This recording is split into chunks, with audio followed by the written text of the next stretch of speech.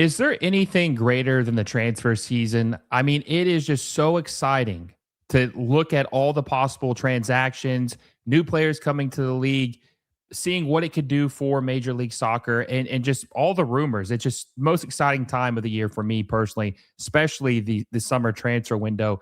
There's so much to talk about today. There's Mo Salah, his deal with Beşiktaş. Is it going to happen? Is it not going to happen? Is he going to come to MLS? We got some reports about that today, which we'll look at.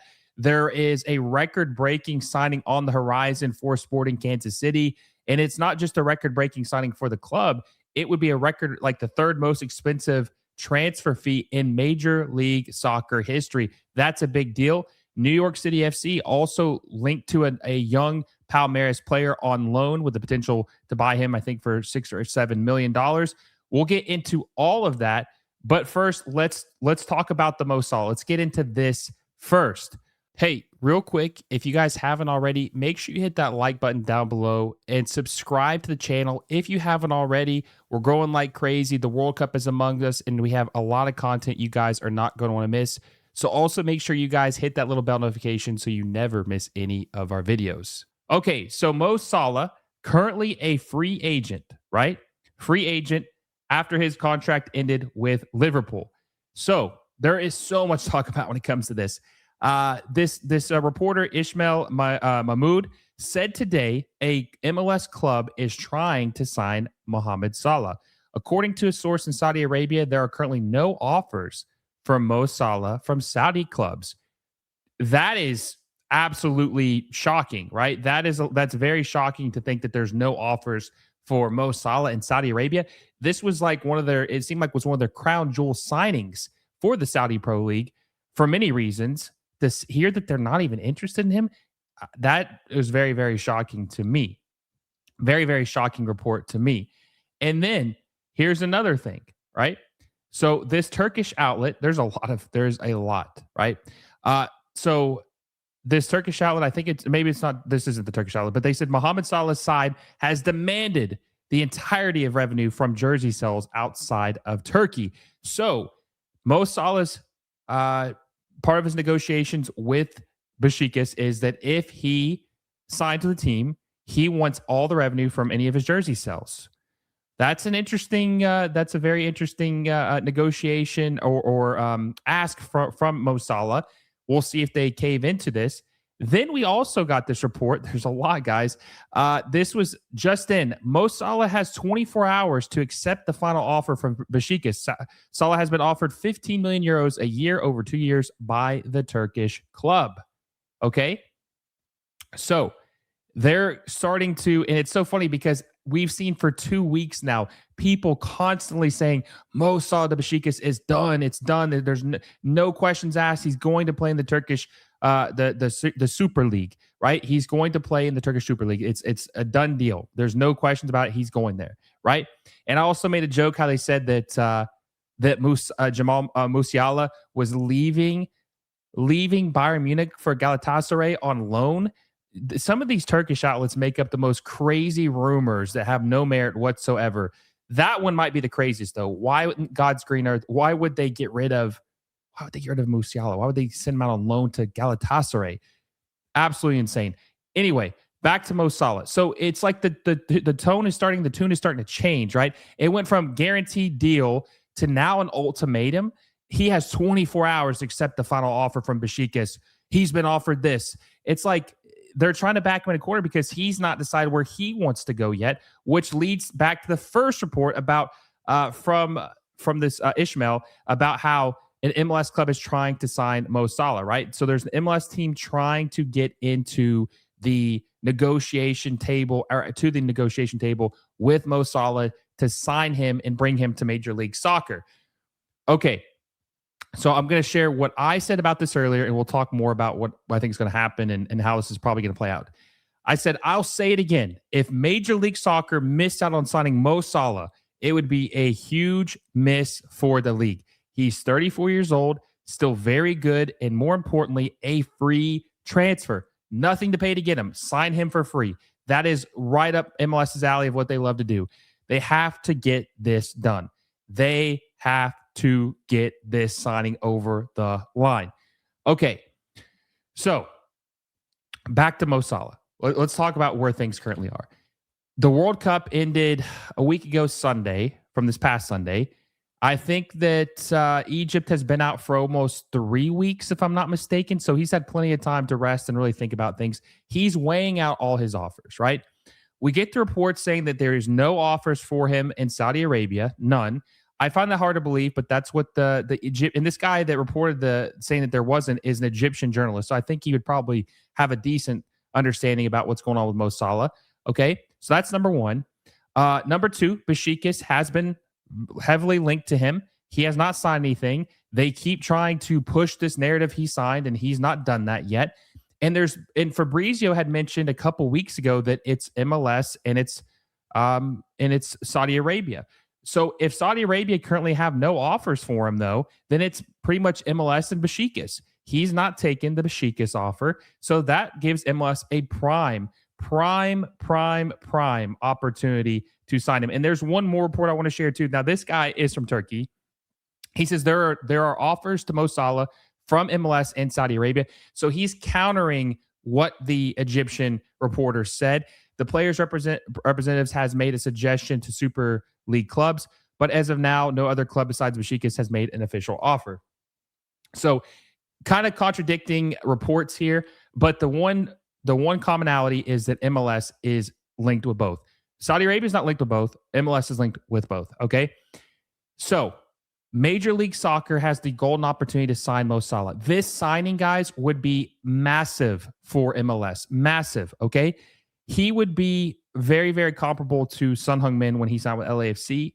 But, it'd just be very similar to that as far as bringing over his super fans to MLS, whether it's Liverpool fans, Egyptian, fans.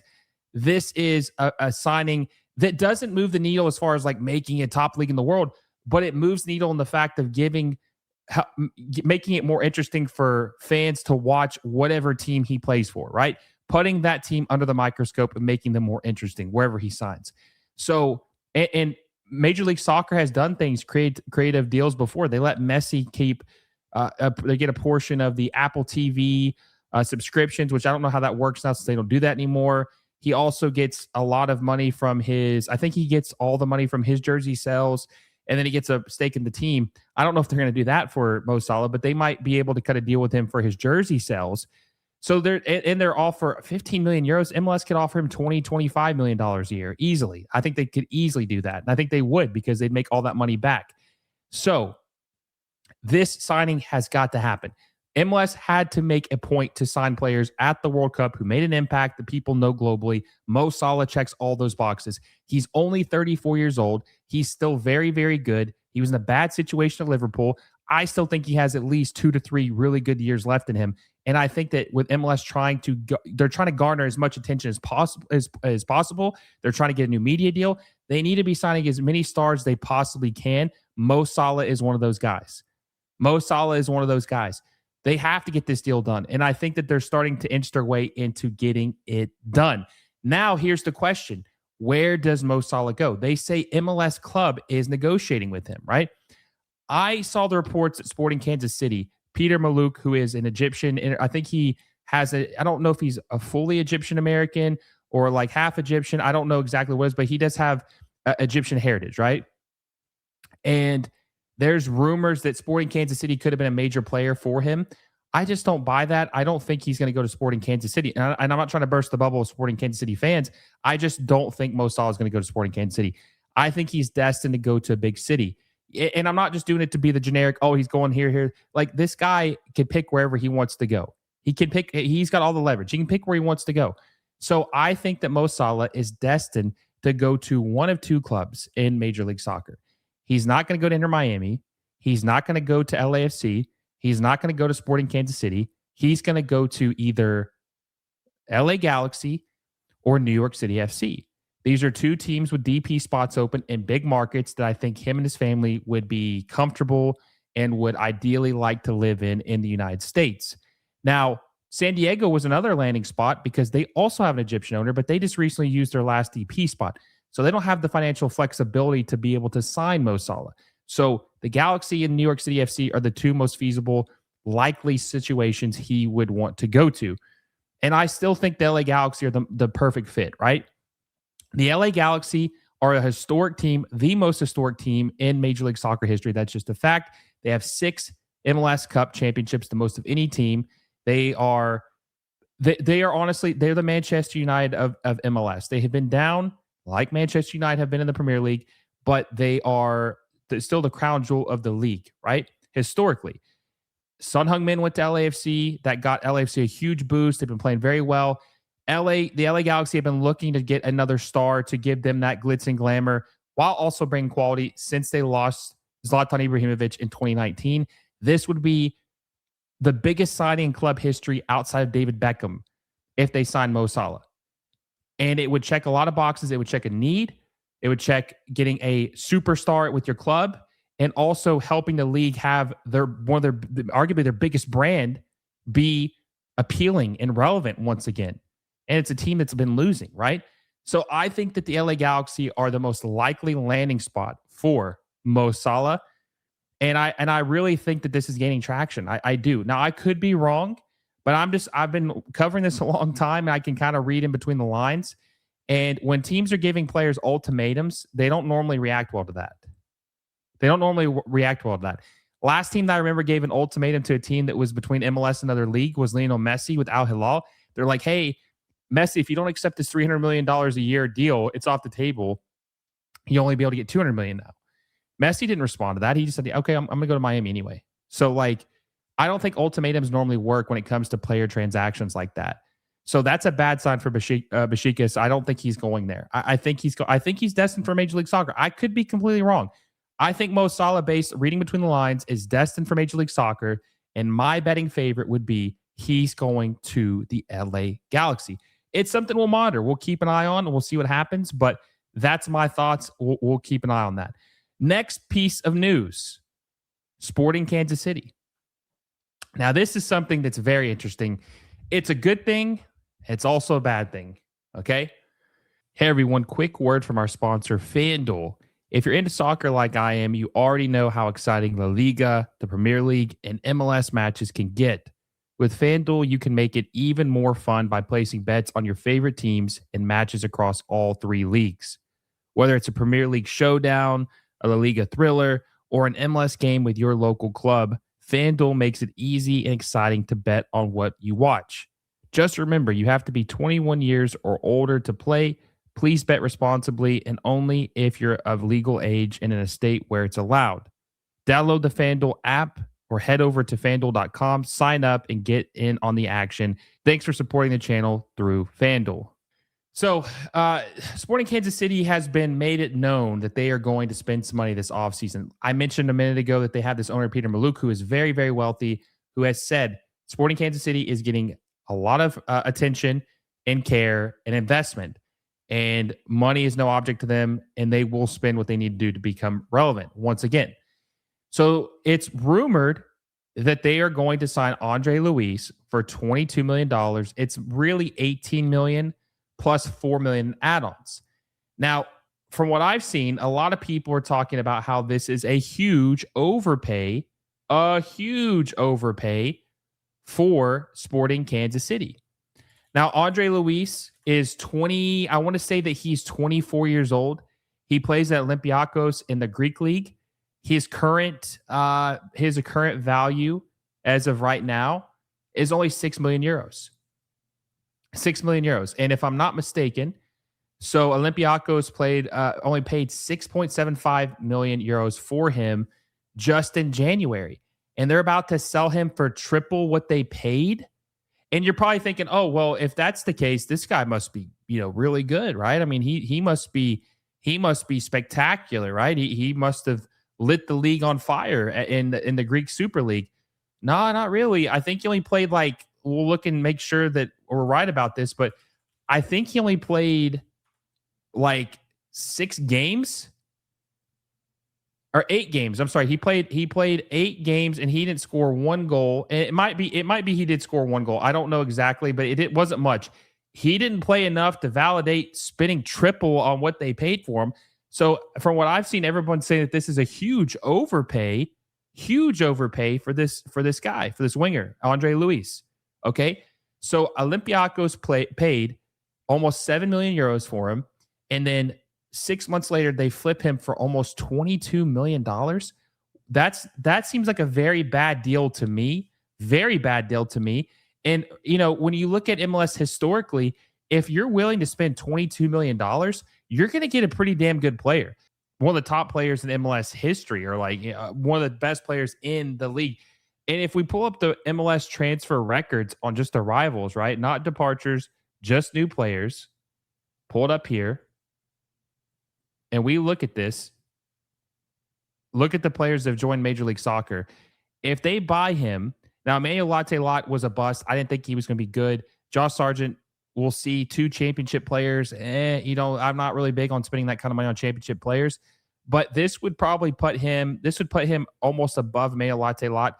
Maybe in between them, but he'd be top 3 for sure. He might be second, but he's definitely at least top 3. I mean, you're gonna have to really show your worth if you look at historically what other teams have paid for certain players. I mean, Son Heung-min cost $22 million or 22 million euros. I mean, this kid's gonna have huge expectations. Hopefully, he's not another Emmanuel Latte-Lot. Atlanta United paid $21 million with him. Add-ons that could reach it up to almost $30 million, and he has been a complete disappointment. They can't wait to get rid of this guy. And I had my concerns about him from the start because he never played in a higher division than the second division at any point in his career, and he was very average, I feel like, in those leagues.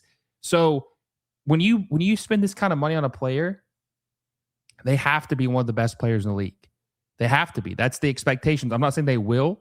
I mean, look at Thiago Almada. They paid 14.5 million euros for Thiago Almada, Atlanta United. Now he's playing Atletico Madrid. I saw a report that maybe he could go for even $40 to $50 million, if he were up for sale. And now some of these guys have been busts, but I'm just telling you, if you're spending, we're not talking about 12 million, we're talking about almost 20. You are expected to be one of the best players in your league. You're expected to be one of the best players in your league. So we'll see what happens with him.